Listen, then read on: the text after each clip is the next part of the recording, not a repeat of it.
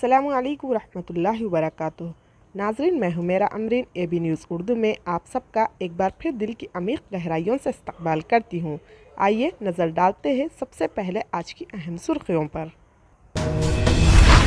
Parliament इंतखाबात के लिए पहले सतह तनख़ीह मुकम्मिल, ज़िला कलेक्टर करीमनगर पामिला सतपथी का बयान।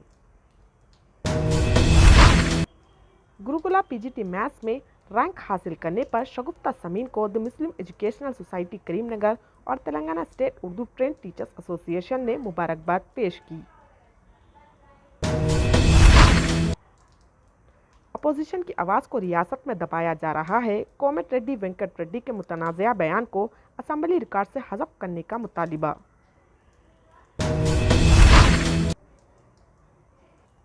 तेलंगाना और कर्नाटक में कांग्रेस ने 5 उम्मीदवारों के नामों का ऐलान कर दिया। सैयद नासिर हुसैन का नाम फहरिस्त में शामिल।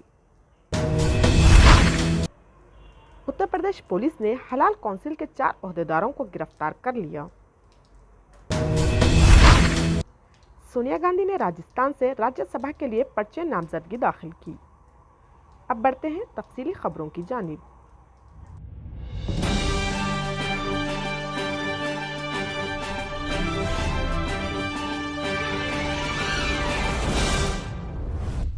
बरोज़ शाहजहांबाद जिला मरकज़ के EVM गोदाम में मॉक पोलिंग का जायजा लिया। इस मौके पर जिला कलेक्टर ने पार्लियामेंट इंतखाबात के लिए जिले में 2133 ballot unit, 1755 control unit, 2123 VVPAT first level FLC को मुकम्मिल कर लिया गया और मॉक पोलिंग का ओहदेदारों व सियासी नुमाइंदों की मौजूदगी में इनेकाद किया।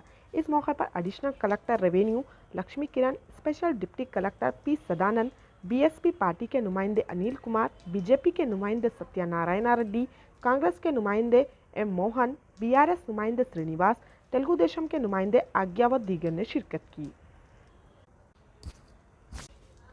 इसी तरह एक और खबर, Afzal Mohiuddin convener Gurukula coaching centre the Muslim educational society की इत्तला के बमूजिब शगुफ्ता समीन बिन्त मोहम्मद अनवर साकिन हुसैनीपुरा करीमनगर ने मुस्लिम एजुकेशनल सोसाइटी की जानिब से चलाई गई गुरुकुला और ग्रुप्स की कोचिंग से इस्तेफादा हासिल करते हुए PGT मैथमेटिक्स में रैंक हासिल किया। सर्टिफिकेट वेरिफिकेशन भी मुकम्मिल हो चुका है।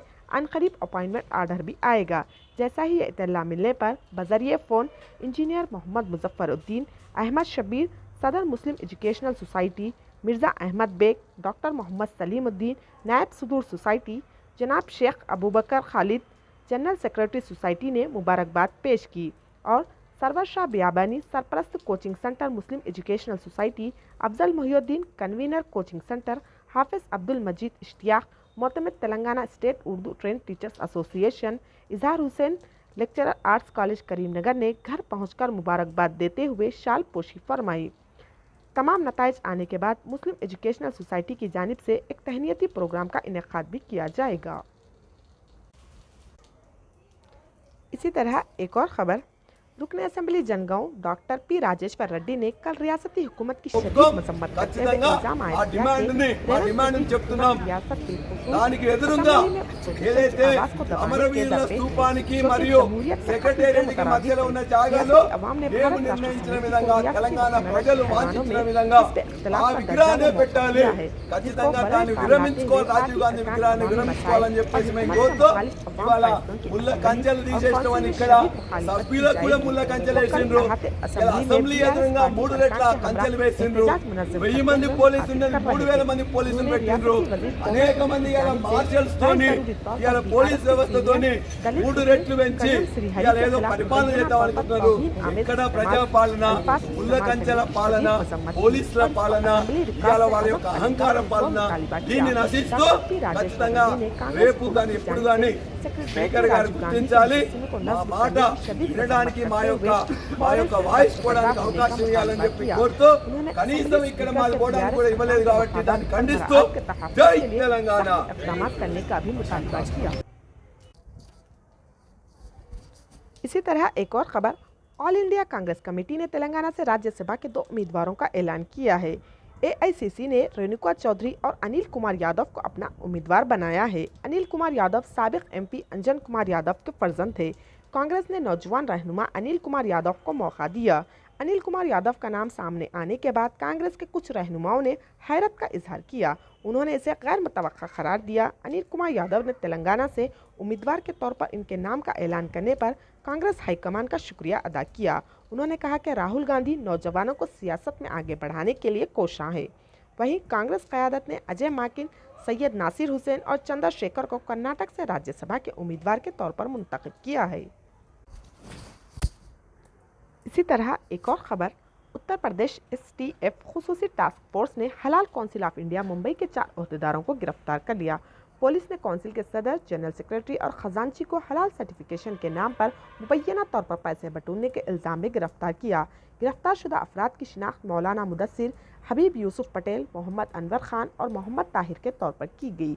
वाज़ेह है कि उत्तर प्रदेश हुकूमत ने गुज़श्ता साल नवंबर के दौरान रियासत में हलाल तस्दीक शुदा मसनूआत की तैयारी, फ़रोख्त, ज़ख़ीरा करने और तक़सीम करने पर पाबंदी लगा दी थी।